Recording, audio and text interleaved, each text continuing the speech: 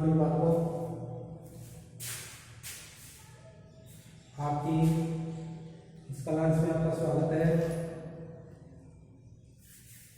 अपने राजनीतिक सिद्धांत में जो लेसन टेस्ट है राजनीतिक सिद्धांत एक परिचय, उसमें 3 भाग पूरे हुए, चौथा भाग आपके चल रहा है और चौथा भाग है आपके कि हमें राजनीति में सिद्धांत क्यों पढ़ना चाहिए, हम राजनीतिक सिद्धांत क्यों पढ़े या हमें राजनीतिक सिद्धांत क्यों पढ़ना चाहिए। तो प्रश्न है यहाँ पर आपकी कि हमें राजनीतिक सिद्धांत क्यों पढ़ना चाहिए। तो देखो हमारे लिए राजनीतिक सिद्धांत पढ़ना क्यों जरूरी है। तो इसके लिए 4 तर्क दिए गए हैं। कितने तर्क दिए गए? 4 तर्क दिए गए। आपकी क्वेश्चन के लिए और आपकी बुक का क्वेश्चन की है कि हमें राजनीतिक सिद्धांत क्यों पढ़ना चाहिए, इसके पक्ष में कोई 4 तर्क दीजिए। तो देखो राजनीतिक सिद्धांत पढ़ना हमारे लिए बहुत ही जरूरी है। जिस प्रकार हमारे सामान्य जीवन में या बुनियादी जीवन का है उसमें जो है गणित की आवश्यकता होती है, वैसे ही हमारे लिए राजनीतिक जीवन में राजनीतिक सिद्धांतों की आवश्यकता होती है। हम गणित पढ़ करके इंजीनियर है, गणितज्ञ है, ये नहीं बनना चाहते, लेकिन फिर भी हमें गणित की जो गणनाएं होती है, अंकगणित होती है, अंकगणित की गणनाएं होती है, हमें जो आपके हिसाब किताब करने की आवश्यकता होती है। ऐसी चीजों की जो सामान्य जो हमारे दैनिक जीवन में काम में आने वाले जो गणित के बातें हैं, उन बातों को ध्यान में रखने या जानने के लिए गणित पढ़ना जरूरी होता है। वैसे ही हमें नागरिक है और एक देश के नागरिक होने के नाते हमारे लिए समानता है, स्वतंत्रता है, न्याय है, जैसे जो सिद्धांत है उन सिद्धांतों का हम पालन करने वाले हैं और उनका हमें पालन करने के साथ साथ हम अपने जीवन में उतारने वाले भी हैं। तो भावी नागरिक होने के रूप में भी हमें क्या होता है, राजनीतिक सिद्धांतों को पढ़ना आवश्यक होता है। तो देखो अगर बात करें हमें कि हमें अपने राजनीतिक आदर्श होते हैं, हर व्यक्ति के अपने अपने राजनीतिक आदर्श होते हैं, एक राष्ट्र के भी अपने राजनीतिक आदर्श होते हैं और एक राज्य के भी अपने आप जो राजनीतिक आदर्श होते हैं। तो सबके अपने अपने जो है आपके राजनीतिक आदर्श होते हैं और हमारे भी अपने राजनीतिक आदर्श है, हमारे भी अपने राजनीतिक आदर्श है। पर प्रश्न ये पूछता है कि क्या हमें राजनीतिक सिद्धांतों के अध्ययन की जरूरत है।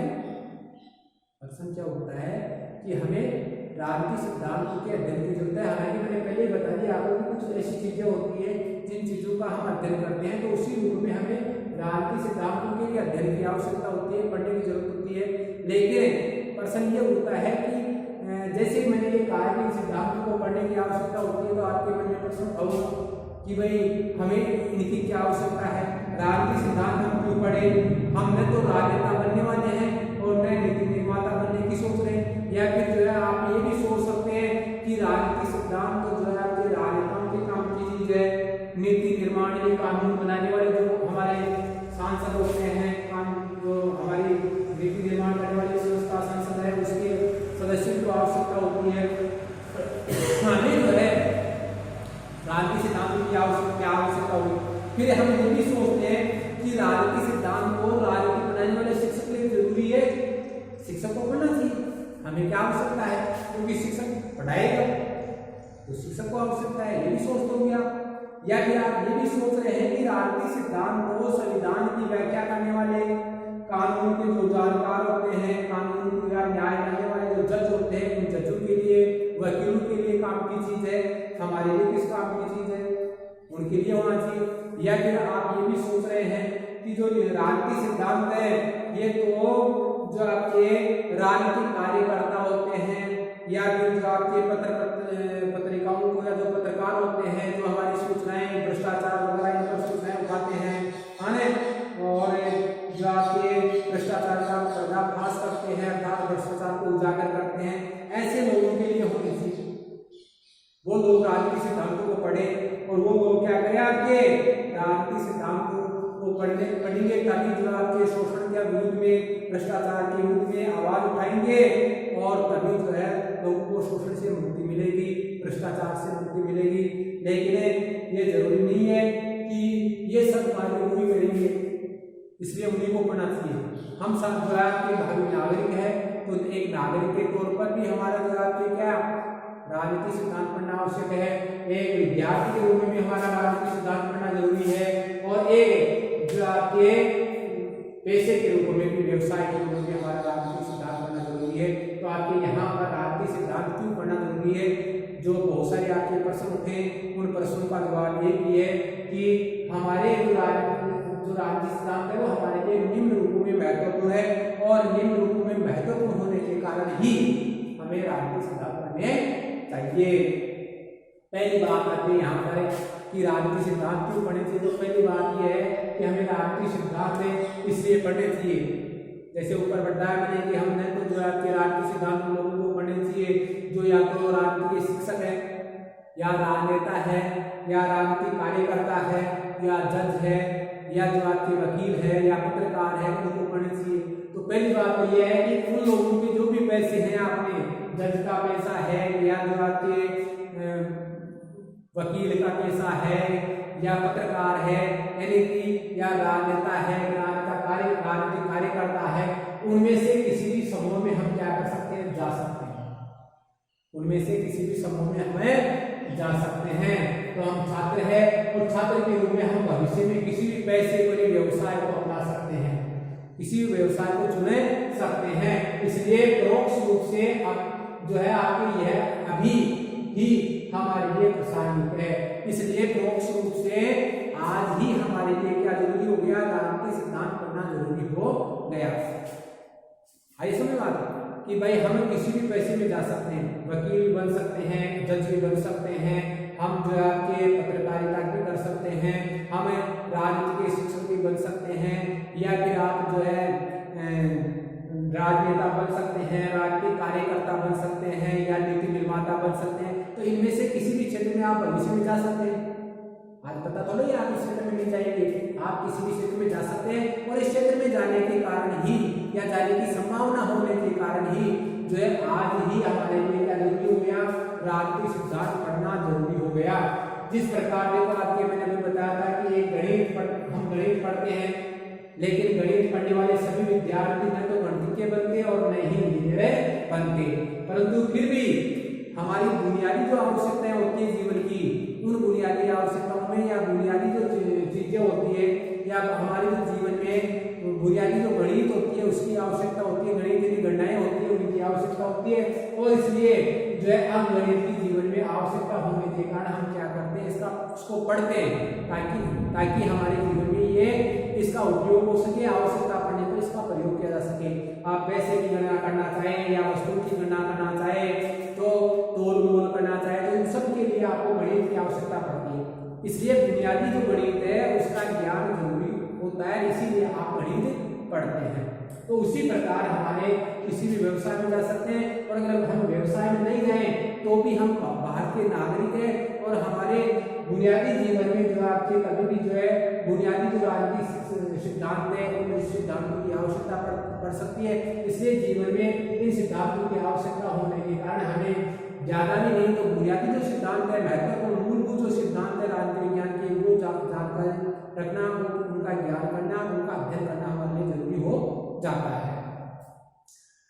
दूसरी बात है नागरिक के रूप में हम अपने देश के यानी बाहर के हम नागरिक हैं, और नागरिक के रूप में हमें राजनीतिक अधिकार प्राप्त है, हमारे संविधान द्वारा हमें मत देने का अधिकार है, हमें नीति निर्माण में भागीदार बनने का अधिकार है, हमें राजनेता बनने का अधिकार है। तो इस प्रकार नागरिक के रूप में हमारे पास में बहुत सारे अधिकार है, और इन अधिकारों का एक राजनीतिक सिद्धांतों का जानकार होता है, राजनीति की जानकारी रखता है, वही जो है इन अधिकारों का या इन जो दायित्व है, इन दायित्वों का जो है आपके क्या कर सकता है, निर्वहन कर सकता है।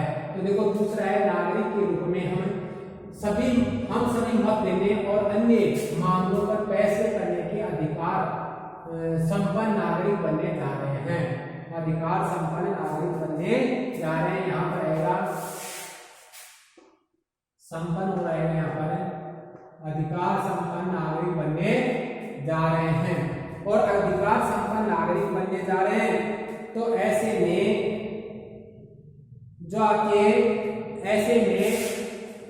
अधिकार संपन्न नागरिक बनने जा रहे हैं तो ऐसे में जो है हमें क्या होना चाहिए, राजनीतिक सिद्धांतों की जानकारी होनी चाहिए। तो राजनीतिक संपन्न जो आपके राजनीतिक मामलों पर फैसले करने के अधिकार संपन्न नागरिक बनने जा रहे हैं, दायित्वपूर्ण कार्य निर्वहन के लिए, यानी इन कार्यों को पूर्ण दायित्व के साथ, उत्तरदायित्व के साथ में करें।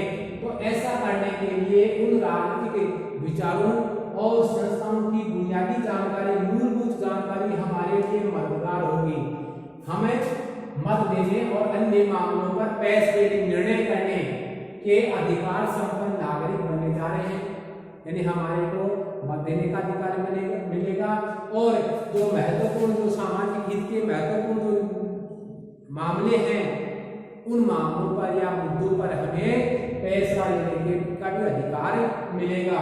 और ऐसे नागरिक बन रहे हैं हमें, तो हमारे लिए जरूरी है कि हम इन दोनों कार्यों को क्या करें, दायित्व को निर्वाहित करें, उत्तरदायित्व के साथ में निर्वाहित करें। और उत्तरदायित्व के साथ निर्वाहित करने के लिए जरूरी है कि हमें राजनीतिक विचारों और संस्थाओं की जो मूलभूत जानकारी है वो होनी चाहिए कि हमारी कौन कौन सी राजनीतिक संस्थाएं हैं, राजनीतिक विचार कौन कौन से हैं, क्या क्या विचार हैं, और ये आपके इनकी बुनियादी जानकारी होगी। और ये जानकारी हमारी मददगार हो सकती है किसमें, महत्वपूर्ण मामले लेने में और मत देने में ये मददगार साबित होती है। तो देखो ये जो आपके विचार और संस्थाएं, कौन सी संस्थाएं, जो हमारी दुनिया को क्या करती है, आकार देती है, यानी हमारी दुनिया बनाने वाली, यानी हमारा जो भविष्य का देश है या भविष्य है हमारे देश का, वो भविष्य हम ही बनाएंगे आगे चल करके, हम इसके जो बागडोर है वो संभालेंगे। तो इसके लिए जरूरी है कि हमें क्या होना चाहिए, राजनीतिक जो सिद्धांत है, राजनीतिक जो विचार है, राजनीतिक जो संस्थाएं हैं, उन सब की जानकारी होनी चाहिए। कौन से विचार और संस्थाएं जो हमारे दुनिया को आकार देने वाली है, दुनिया को बनाने वाली है, दुनिया का मतलब हमारे देश। फिर आपके तीसरा है राजनीतिक चीजों के बारे में अपने विचारों और भावनाओं का परीक्षण करने के लिए हमारी राजनीतिक चीजों के बारे में हमारी क्या भावनाएं हैं, क्या विचार है, इनका भी हम परीक्षण करें। और इनका परीक्षण हम कब कर सकते हैं, भावनाओं का या विचारों का, जब हमें राजनीतिक सिद्धांतों का ज्ञान हो। तो देखो आपके आजादी है, समानता है, धर्म है, वो धर्मनिरपेक्षता, सॉरी आजादी, समानता और धर्मनिरपेक्षता जैसे जो सिद्धांत है, विचार है, वो हमारे जीवन के मूर्त मसले हैं, जीते जागते मसले हैं, मुद्दे हैं। परिवार हो, विद्यालय हो, महाविद्यालय हो, व्यवसाय कोई भी केंद्र हो, इन केंद्रों आदि में हमें तरह तरह के भेदभावों का सामना करना पड़ता है। इन सभी जगह आपको क्या करना पड़ता है, तरह तरह के भेदभावों का सामना करना पड़ता है। इसके अलावा देखो हमारे अपने पूर्वाग्रह भी हो सकते हैं, अर्थात हम पहले से ही किसी के लिए बने बनाए विचार रखें तो उसको कहते हैं पूर्वाग्रह। जो व्यक्ति सामने आते हैं हमारे दिमाग में, वो विचार आ जाते हैं, उनको हम क्या कहते हैं, पूर्वाग्रह कहते हैं। और विचार कौन से हैं, जो बने बनाए होंगे उसके प्रति, तो इनको हम पूर्वाग्रह कहते हैं। तो पूर्वाग्रह रखते हैं हम, चाहे हम ये पूर्वाग्रह अपनी अपनी अलग अलग जातियों के प्रति रखें, धर्मों के प्रति रखें, या फिर लिंग के प्रति हमारे अंदर पूर्वाग्रह हो, तो ऐसे पूर्वाग्रह होते हैं। अगर हम किसी जगह या हम अपने आप को उत्पीड़ित महसूस करते हैं, परेशान महसूस करते हैं, दूसरों के द्वारा परेशान किया जाता है, परेशान होते हुए महसूस करते हैं, तो हम चाहते हैं कि हमारी पीड़ा को तुरंत क्या किया जाना चाहिए, दूर किया जाना चाहिए, पीड़ा का तुरंत निवारण होना चाहिए।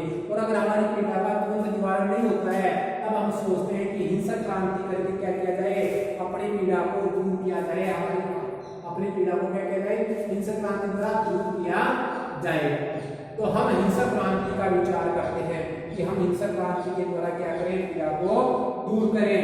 अगर यदि हम ये पीड़ावान नहीं है और अगर हमें विशेषाधिकार प्राप्त व्यक्ति है, दूसरी ओर अगर हमें विशेषाधिकार प्राप्त व्यक्ति है, हमारे पास विशेष अधिकार है और विशेषाधिकार प्राप्त है तो संपन्न है, और संपन्न है तो हम अपने नौकर नौकरानी ये रखते हैं और नौकर नौकरानी के साथ में हम दुर्व्यवहार करते हैं, तो उनको उत्पीड़ित करते हैं और उनको उत्पीड़ित करने से इनकार नहीं करते। और कई बार तो हम ये सोचेंगे कि ये नौकर और नौकरानी है ना, जो इसी प्रकार के व्यवहार के लायक है, ऐसे ही व्यवहार के लायक है। तो हम क्या करते हैं, कुछ लोगों के साथ में भी जो है हम अपने दूसरे लोगों को हम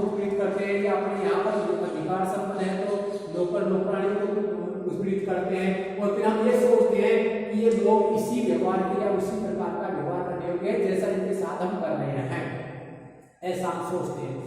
तो देखो यहाँ पर राजनीतिक सिद्धांत बस यही काम करता है, कौन सा, कि वह हमें राजनीतिक चीजों के बारे में अपने विचारों और भावनाओं के परीक्षण के लिए प्रोत्साहित करता है, कि राजनीतिक चीजों के बारे में अपने विचारों और भावनाओं का क्या किया जाए, परीक्षण किया जाए कि हमारे विचार और भावनाएं सही है क्या।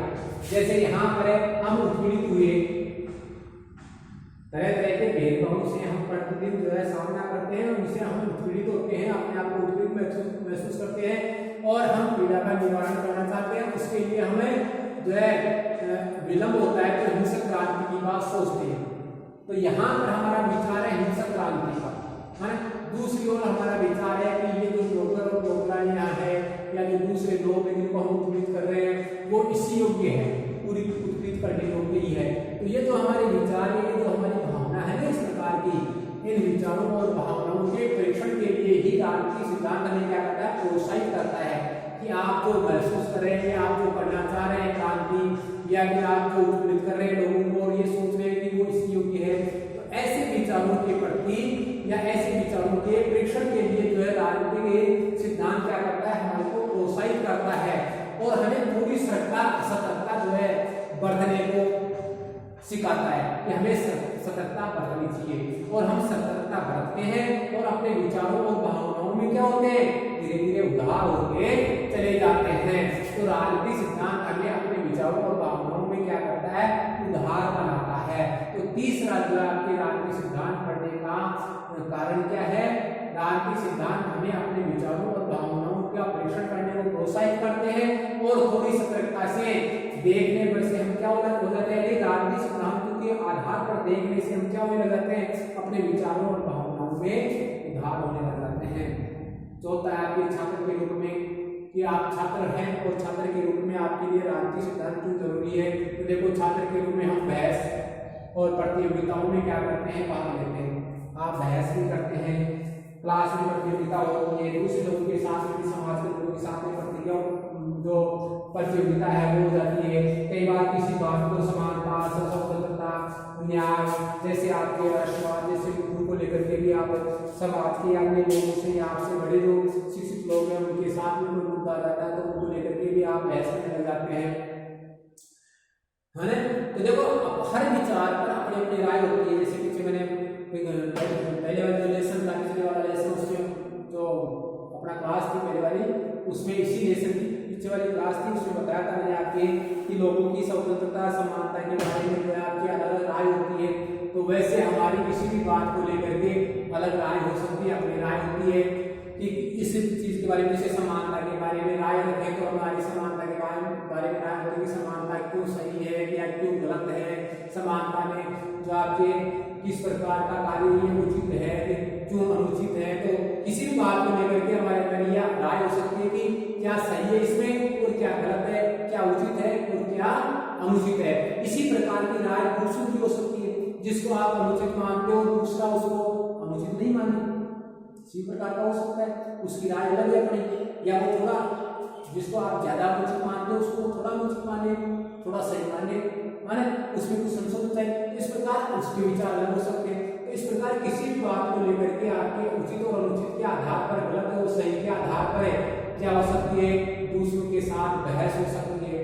और जब बहस होती है तो दूसरा तरक देता है, आपकी बात को गलत साबित करने के लिए क्या करेगा, तरक देगा दूसरा कि नहीं आपकी बात यहाँ गलत है और इस तरह के आधार पर गलत है, तो तरक देगा। और हम क्या करना चाहेंगे या आप क्या करना चाहेंगे, आप अपने विचार को बचाने का प्रयास करना चाहेंगे और आप अपने विचार को बचाने के लिए आप भी क्या करेंगे, तरक देंगे।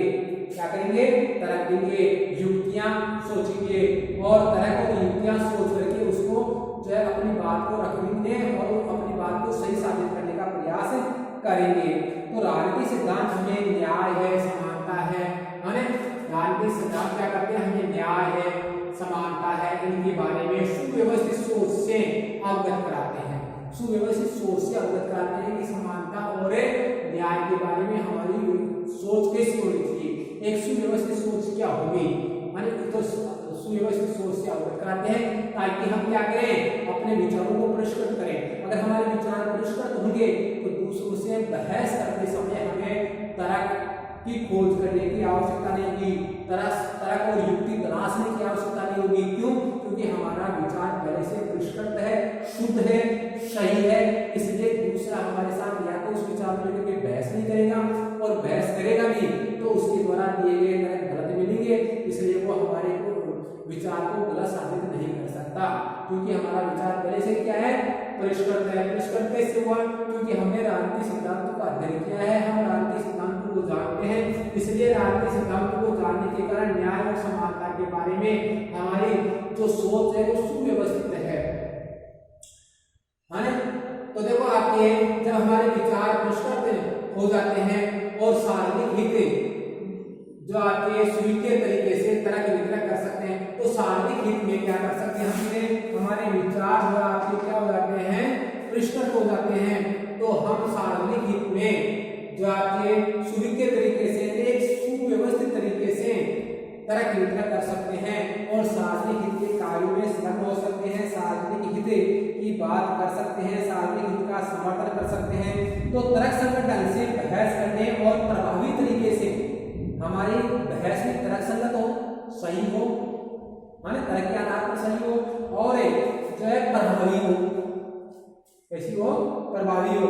तो प्रभावी तरीके से तर्कसंगत और प्रभावी तरीके की जो बहस है, उस बहस को तर्कसंगत और प्रभावी जो आपके तरीके से संप्रेषण करने का जो कौशल है, माने ये कौशल है, वैश्विक सूचना जो आपकी व्यवस्था है, इसमें अपना महत्वपूर्ण जो गुण है वो साबित करने के लिए, इन सब चीजों के लिए आपके राजनीतिक सिद्धांतों का ज्ञान होना जरूरी है। अगर हमारे अंदर राजनीतिक सिद्धांतों की जानकारी है तो हम जो भी किसी भी राजनीतिक सिद्धांत के बारे में या राजनीति की किसी भी बिंदु समानता या न्याय जैसे बातें होती है, बिंदु होते हैं, इनके ऊपर अगर हम तर्क वितरक करते हैं तो हमारा तर्क वितरक क्या हो सकता है, प्रभावी हो सकता है। एक हमें राजनीतिक सिद्धांतों के बारे में हमारे अंदर हम जानते हैं तो हमारा जो संप्रेषण है, बातचीत है, विचारों का आदान प्रदान है, राजनीतिक विचारों का, उसको हम प्रभावी बना सकते हैं। दूसरा जो है वैश्विक जो सूचना व्यवस्था है, उसमें भी जो है हम क्या कर सकते हैं, महत्वपूर्ण भूमिका निभा सकते हैं। तो ये आपके चार बातें थी, चार कारण थे जिनके कारण हमें राजनीतिक सिद्धांतों का ज्ञान होना आवश्यक है। आपका ये लेसन जो है कंप्लीट हो गया है। आगे जो आपके जो स्वतंत्रता, समानता, न्याय, राष्ट्रवाद, इनके बारे में है, तो इनमें से ही जो आपके आगे वाला जो लेसन है वो आपके स्वतंत्रता से संबंधित है, और स्वतंत्रता वाला लेसन है वो अगली क्लास में हमें देखेंगे।